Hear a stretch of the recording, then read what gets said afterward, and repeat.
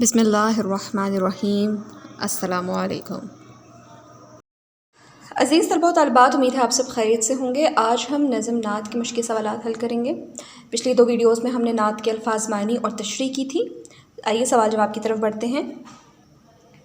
जी अज़ीज़ तलबा व तालिबात, पहला सवाल है, दर्ज सवालात के मुख्तसर जवाब दें। अलिफ, रहमत का लक़ब किस नबी को अता हुआ? रहमत का लक़ब हज़रत मोहम्मद सल्लल्लाहु अलैहि वसल्लम को अता हुआ। बे है, शेर में नुस्ख़े कीमिया किसे कहा गया है? इसका जवाब है, शेर में नुस्ख़े कीमिया कुरान पाक को कहा गया है। अगला सवाल है, हिरा क्या है? हिरा एक गार का नाम है जिसमें हज़रत मोहम्मद सल्लल्लाहु अलैहि वसल्लम पर पहली वही नाज़िल हुई। अगला सवाल है जी, नज़म में अरबों की किस बुराई का जिक्र किया गया है? नज़म में अरबों की इस बुराई का जिक्र किया गया है कि अरब के लोग सदियों से जहालत में डूबे हुए थे। अगला सवाल है जी, कबाइल को शीर व शक्कर करने वाला इस मिसरे से शायर की क्या मुराद है? इस मिसरे से शायर की मुराद ये है कि वो कबाइल जो सदियों से एक दूसरे के दुश्मन बने हुए थे, उनके दरमियान प्यार और उख़ुवत का रिश्ता कायम किया।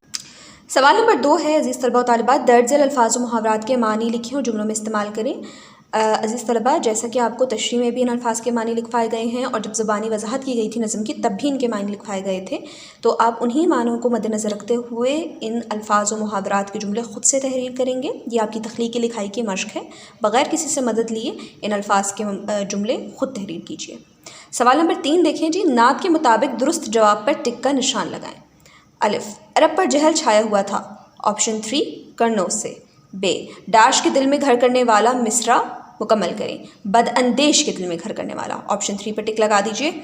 जीम, मुफासिद कवायद की रोह से क्या है? मुफासिद चूँकि मुफसिद की जमा है तो यह है इसमें जमा।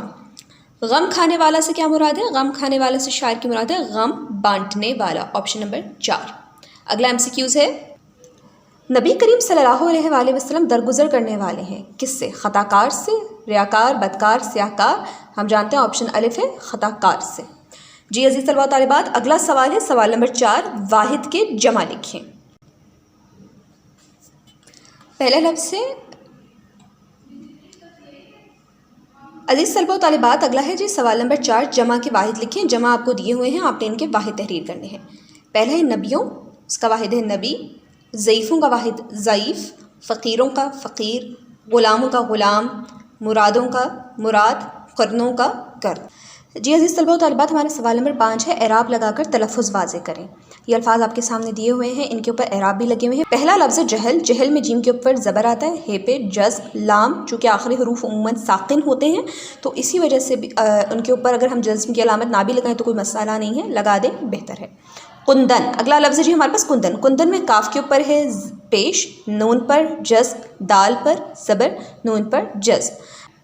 नुस्ख़ा कीमिया, नुस्ख़ा में नीन के ऊपर पेश है, सीन पर जज़्म, खे पर ज़बर और हे साकिन है। कीमिया में के नीचे ज़ेर है, काफ के नीचे ज़ेर है, ये के ऊपर जज़्म है, मीम के नीचे ज़ेर है और ये पर आखिरी जो ये है उस पर ज़बर है। दरगुज़र, दरगुज़र दाल ज़बर द, रे पे जज़्म है, गुज़र में गाफ के ऊपर पेश, जे पर ज़बर, रे पर जज़्म। अगला है जी शीर व शक्कर। शीर व शक्कर में शीर के शीन के नीचे, अगला है शीर व शक्कर। शीर व शक्कर में शीन के नीचे ज़ेर है, ये के ऊपर जज़्म, रे पे पेश, फिर वाव शक्कर, शीन पर ज़बर, काफ पर ज़बर और रे पे जज़्म। अगला सवाल है जी, कालम अलिफ को कालम बे से मिलाकर मिसरे मुकम्मल करें। पहला है, मुसीबत में गैरों के काम आने वाला। खरा और खोटा अलग कर दिखाया, उतर कर हिरा से सुए कौम आया। रहा डरना बेड़े को मौजे बला का, कबाइल को शीर व शक्कर करने वाला। मुरादे गरीबों की बर लाने वाला। आइए अगले सवाल नंबर 7 की तरफ बढ़ते हैं। अज़ीज़ तलबा व तालिबात, सवाल नंबर 7 है, दर्ज अल्फाज के मानी लुग़त से तलाश करके लिखें। ये मानी आपको पहले भी बताए गए हैं। तशरीह में हमने अपने बंद के ऊपर मुश्किल अल्फाज के मानी सबसे पहले तहरीर किए थे, उनकी एक दफ़ा हम दोहराई कर लेते हैं। मलजा जाय पनाह, कर्नों सदियों, वाली सरपरस्त, शीर व शक्कर प्यार व मोहब्बत, मावा ठिकाना, दरगुज़र मुआफ़ करना, मौला आका, मौजे बला ख़तरनाक लहर।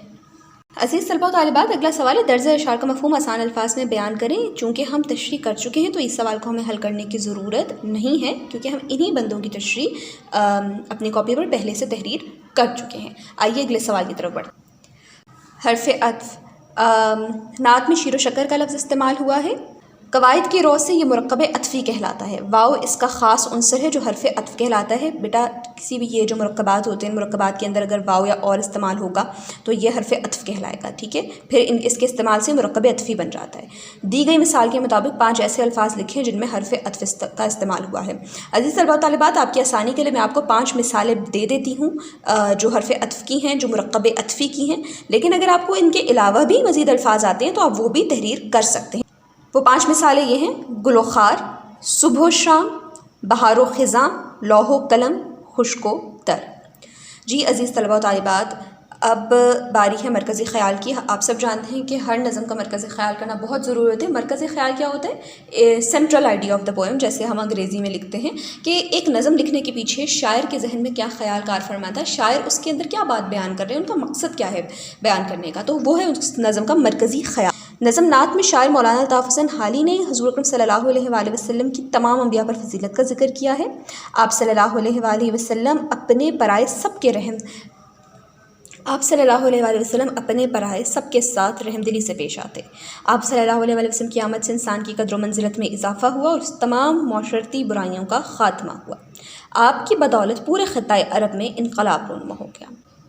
عزیز طلباء و طالبات، حمد کی تشریح میں آپ کو مرکزی خیال نہیں کروایا گیا تھا کیونکہ ہماری اشعار کی تشریح تھوڑی لمبی ہو گئی تھی، اس وجہ سے آپ کی آسانی کے لیے وہ حمد کے مرکزی خیال میں یہیں پر ایڈ کر دیتی ہوں، آپ اس کو بھی ذہن نشین کر لیں۔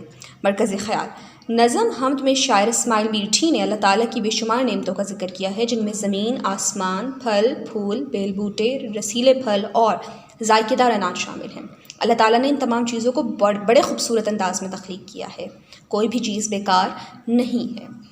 عزیز طلباء و طالبات، امید ہے آپ کو آج کا سبق اچھے طریقے سے سمجھ میں آیا ہوگا۔ اس کو ذہن نشین کیجیے، کاپی پر کام کرنے والے سوالات کو کاپی پر تحریر کریں اور معروضی حصہ کتاب پر حل کیجیے۔ انشاءاللہ کل نئے سبق کے ساتھ حاضر ہوں گے۔ اپنا خیال رکھیے گا۔ اللہ حافظ۔